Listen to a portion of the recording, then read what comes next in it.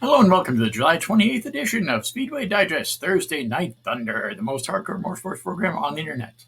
This is episode 242 of the series. Can you believe it's been quite that long? I'm your host, Adam Jason Sinclair, and on tonight's program we'll be talking about NASCAR, IndyCar, FIA World Supercross, and whatever other motorsports news pops up in the conversation. Our guest tonight is Hayden Swank.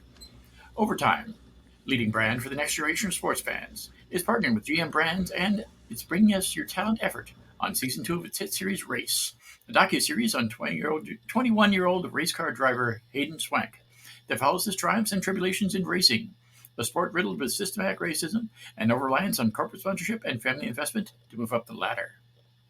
As one of the few black drivers competing today, Race spotlights his journey in racing as a proxy for how society and sports alike need to be more representative of the next generation. In the top 3 divisions of NASCAR, there are almost 100 full-time competitors. Only one of them is black. Over the past 6 decades, there have been over 2,600 races in NASCAR's top series. Of those race winners, only 2 of them have been black. Hayden tends to try and make that a little bit of a different stat in the next few decades. Overtime and GM both strive to empower the next generation. GM believes in giving young professionals a space through their Bring Us Your Talent program to create a career that satisfies their goals by learning, discussing, and innovating. Overtime does this by bringing stories such as Hayden's to the forefront, showcasing the tribulations and triumphs of what it takes to follow and accomplish your dreams. Season 1 of Race chronicled Hayden's 2020 season across 4 states, taking the Overtime audience along for the ride.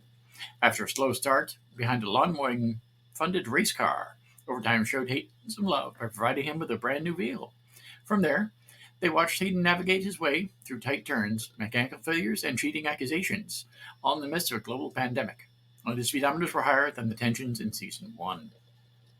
GM's Raise Your Talent initiative gives students an opportunity to invest themselves and start a career off on the right foot by a rapidly changing and expanding industry. GM needs new technicians that have their eyes on technology and their eyes on the future. GM's cars are interconnected computer systems, and we need the best and brightest to keep them working. Through the accessible, affordable education, students can live their life on their own terms and build a future that fits their needs. GM is helping Hayden pursue his dreams beyond the show, including providing race entry fees and equipment. Fans can catch episodes of Overtime SZNs on Overtime SZN's YouTube page. It's a kind of a neat show. I watched a little bit of it the other day. Something you might be interested in checking out. But we're now going to be able to talk to Hayden Swank and see what his perspective is on the program. Hello, how are you doing this evening? I'm doing well, Mr. Sinclair. Thank you so much for having me. Thank you very much for coming on. It's great to talk to you. As I stated, I watched a little bit of the show the other day, and it's a pretty interesting perspective. And I want to ask you first, how did you decide to first start in racing? Yeah, so I'd always been really attracted and just drawn to cars from such a young age. But, I know a lot of people that start in racing, they have family ties or somebody to introduce them to racing. I never had that, but luckily I grew up not too far away from my local quarter midget track. And one day my dad took me out there. And once I realized that there were kids my age, racing cars, it was not a matter of, Dad, can I do this? I was like, all right, like I have to do this. There's just got to be a way. And luckily, my parents saw my passion, saw my drive to do that, and they got me my first car in the quarter midget scene. And that was the start of everything. From there, I did that for a few years. Then I moved into the Bandoleros and raced down at Atlanta Motor Speedway, Charlotte Motor Speedway, progressed to Legends cars, and then Chargers, limited late models, and all the way to where I am today on the Cars Tour. How did you develop your partnership with Overtime and General Yeah, Motors? so growing up, I never really had any money to go racing. So it was at a certain point in my career, my parents couldn't support me anymore. It was on me to find sponsorships. So, I started my own lawn care business, but that wasn't enough. I had to find some partners to support me. So that led me to LinkedIn. And especially during the pandemic, when everything was shut down, I was just cold calling and making as many connections as possible, as just hoping to find somebody that would help support my racing career. And then eventually I met Dan Porter on through LinkedIn. And, I had seen the Overtime pages and, been a big fan of theirs for a while then. And, I sent him a message and said, hey, I'm having my first ever limited late model Charger race at Franklin County in a few weeks. I'd love for Overtime to come up and film it and see what racing's all about. And I had my first call with somebody from Overtime less than 24 hours, and then they had a camera at my house less than 48 hours later, and the rest was history. We had an awesome season one together, and from there, the Overtime platform is so huge, and you just never know who's watching. GM and some people over there saw what we were working on together, and they really liked what they saw, and they decided to partner with us for season two. Awesome. With only two African Americans currently involved in the upper levels of NASCAR, Bubba Wallace and Jesse Ouija, how do you feel about we will be able to succeed in a sport that, to be honest, lacks in diversity? It really is disappointing that the sport isn't more diverse at the moment, but I feel like a broader change is coming, and with all the young talent in the ranks working their way through the NASCAR ranks, and I feel like I'll be able to succeed. I feel like I have the right people on my side, the right people supporting my career, and I'm confident enough in my talent to where I believe that eventually I'll make it to the top. But that doesn't mean it's going to be an easy journey for anyone, but especially me. There's been a lot of times in my career and just growing up, where I really had to be my own role model. I love looking up to guys like Bubba Wallace, but he didn't make it to the Cup Series. He wasn't in the public eye, like the main public eye, until I pretty much graduated high school. So there's been a lack of representation, but I haven't let that stop me. But hopefully, Bubba, Raja, Karuth, and people like me coming through the ranks can make a change to where that's not the case for people in the future. That leads me directly to my next question. Growing up, who was your racing idol? Oh man, sure there wasn't a black driver full time in the Cup Series when I was growing up, but I was a huge Jimmy Johnson fan. I mean, that 48 team, him and Chad Canals back in the day, was just awesome. I mean, they were dominant. Jimmy Johnson was such a professional, well, like really really professional and really successful driver. And I think just as a kid, I was really drawn to that, and that's something that I've always aspired to. I don't think anybody can ever match that, but that's something I've always tried to emulate myself in terms of how I present myself and how I want to represent myself as a driver. You mentioned there Jimmy Johnson. I know Jimmy Johnson started out in the off road racing. He did some truck racing, and then he's moved into NASCAR, and now he's racing pretty much full time in IndyCar. I know your current path leads you to NASCAR, but do you have any interest in running in other series as well? If it's got four wheels, it could have three or two wheels. I'm not super picky, but I'll race just about anything, anywhere.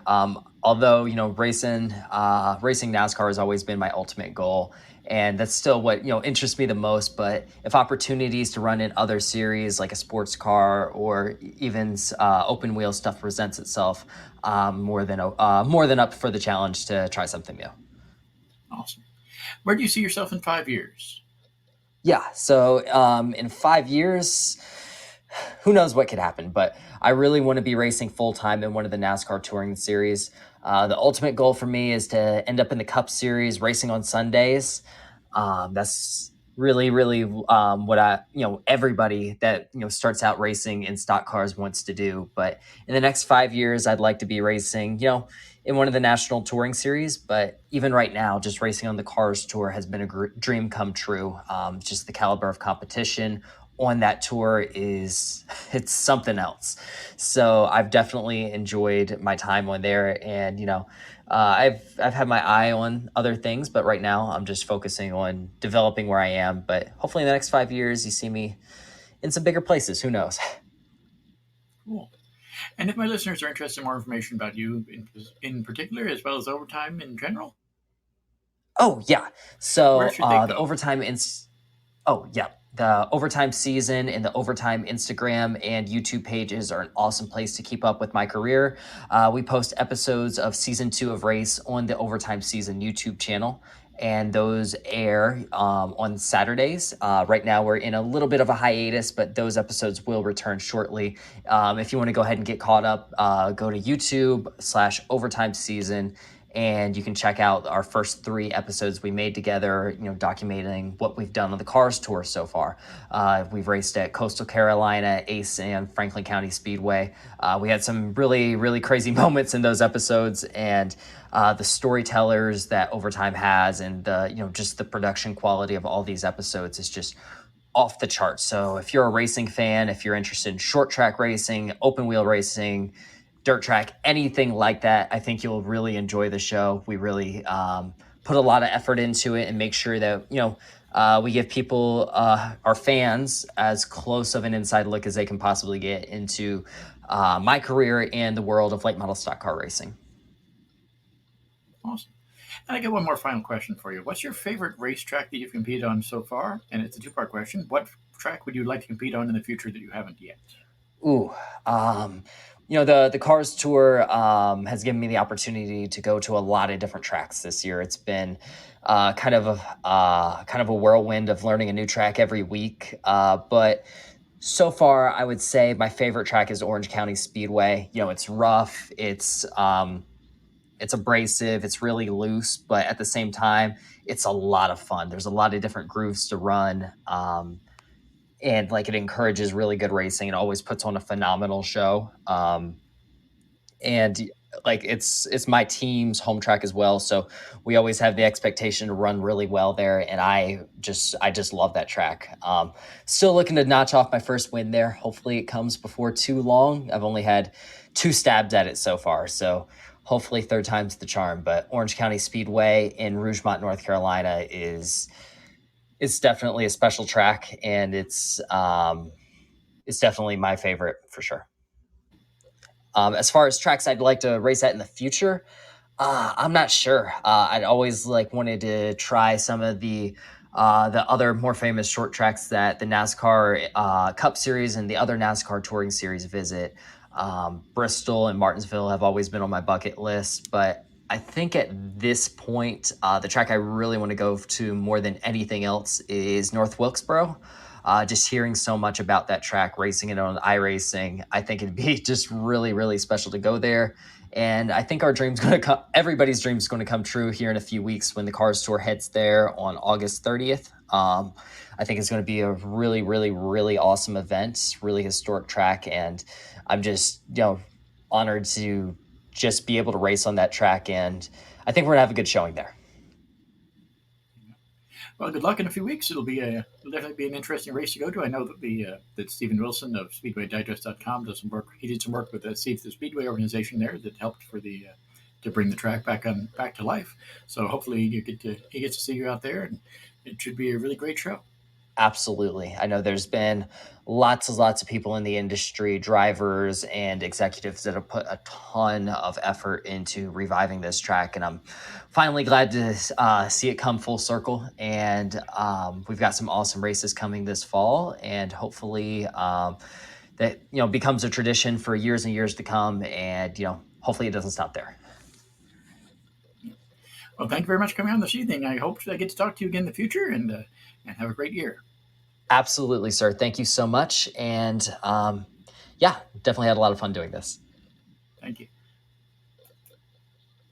Once again, that was Hayden Swank. It's great talking to him. He's an interesting character. He hopefully has a really good career. I've been following him a little bit on cars, and as I say, I watched a little bit of the overtime season web series he's got going on there. So it should be kind of interesting to follow along his career. He seems to be a really good guy with a great head on his shoulders. Are you a race car driver, crew chief, pit member, track owner? Maybe you're just a huge fan of the sport? Contact us to get your spot on the show. After all, you deserve your 15 minutes of fame, and we'd love to hear from you. It's going to be a busy weekend of racing, as we stated a little bit.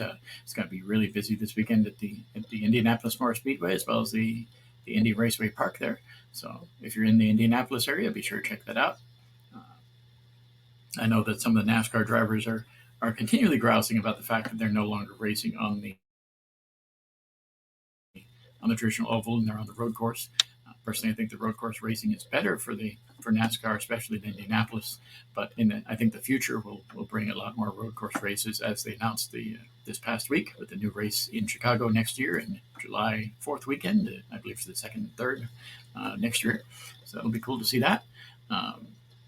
As far as my next big racing adventure. I think we're probably going to be going to the Roar before the Ruckus 24. I don't think there'll be any racing before then. Any racing that I'm going to be attending anyway. It's just too hot during the summer. But in January, there's the Roar before the Rolex 24 in Daytona National Speedway. That'll be pretty cool. I know there's a race coming up in Daytona next month, about a month from now, that I was originally considering going to, but I'm just not going to make it. It's there's too much other stuff going on here in the Speedway Digest Thursday Night Thunder headquarters, and too much plans and too much other summer things. So, but I did do a little bit of an article about the tailgating at the NASCAR tracks there, specifically at Daytona. Be sure to check that out in the SpeedwayDigest.com in the racing news section. So there's always some interesting things going on there in the tailgating world in NASCAR, especially. I know they've been Daytona in particular has been trying to focus on the tailgating as a part of the weekend. And I suppose it is. There's a lot of people there who specifically just go for the camping, and sometimes they forget there's a race going on. I'm not really a big fan of that, but you know, to each their own. And in the future, I might actually get involved in a little bit of tailgating stuff. I'm getting a new truck probably in the fall of this year, so it's got some tailgating stuff built into it, some fancy bottle openers and cup holders and all the fun stuff that makes tailgating a little bit easier. So you should see how that goes in the future. Also, there's some great stuff going on in IMSA with all the new testing for the GTP cars. I know Lanky Turtle on the Lanky Turtle Facebook page, on the Lanky Turtle YouTube page, has posted some great footage of the testing in Sebring, so you might want to check that out. As I stated, the next thing I'm going to be seeing will be those cars racing in Daytona, or practicing at least, before the Rolex 24 Daytona, the Roar before the Rolex 24. So it'll be interesting. There's also some more news going on in the world of modern motorsports. Be sure to check out the racing news section at SpeedwayDigest.com for more information. I might go ahead and keep this show short and sweet this week, simply because it's been a long week, and I've got a lot of stuff going on. So let's go ahead and keep this show nice and short and sweet tonight. Once again, I'd like to thank Hayden Swank, as well as Kayla from the organization there that brought him onto the program. It was great to have him on this evening. I'd like to talk to him in the future, see how his career goes. He seems like a really interesting guy. Be sure to check out past episodes of Thursday Night Thunder, as well as the other shows on the Speedway Digest Radio Network at speedwaydigest.podbean.com. We've got currently 242 shows online about that. Of this episode, this program, which started roughly, 7 years ago now, maybe even almost 8 now, I suppose. It's been a heck of a ride. As I stated, it's been an interesting time here on Speedway Digest. And with Thursday Night Thunder, we've had a great variety of guests. We hope to have a lot more interesting people in the future. I do have a few people I'm working on bringing on the show. I really can't discuss it right now, but we are working on trying to get some new people to come on and talk to them in the next few weeks. Pretty sure August will be interesting. I do have a lead on talking to a few NASCAR drivers next month. So that could be really, really interesting. Daniel Suarez is a name that I will drop right now that could be on the show within the next few weeks. Because he does have a great program going on being released this weekend, where he's working with Brakes, which is the Doug Herbert organization, doing some safety stuff, and that's always important, especially when you're dealing with automobiles. So especially ones that go really, really fast. So should be good to get a chance to talk to Daniel Suarez in the next few weeks. I will also be publishing some other articles about featuring people that I'm planning on having on the program. We've got a crew member, a pit crew member who's been in the works for a little while. So we'll see if she's interested in coming on, if we can finally nail down her schedule. And we've got some other people on the line to come on the program. So should be a great time. The summer is always a little up and down here in the world of Speedway Digest Thursday Night Thunder, because honestly it just gets to be a little bit hectic to try and get people scheduled on the show. But again, we're working on trying to get some new people on the program, and hopefully that all works out. You can check out this show on Facebook by searching for Speedway Digest Thursday Night Thunder in the search bar, or by going to facebook.com/SD Thursday Night Thunder. Please check it out. We're getting a few more people on the Speedway Digest Thursday Night Thunder Facebook page every week, and I try to post some news and information that we don't necessarily talk about on the show, as well as some little tidbits of racing information that's kind of cool to look at. So be sure to check that out. I also invite you to read the articles covering all aspects of motorsports at speedwaydigest.com. The easiest way to get to my little bit of speedwaydigest.com is to go down to the bottom, look at the racing news, or to click on the top. There's the racing news section. That's where most of my articles pop up.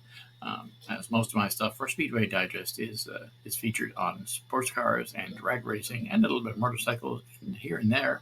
I've been doing some horse racing articles.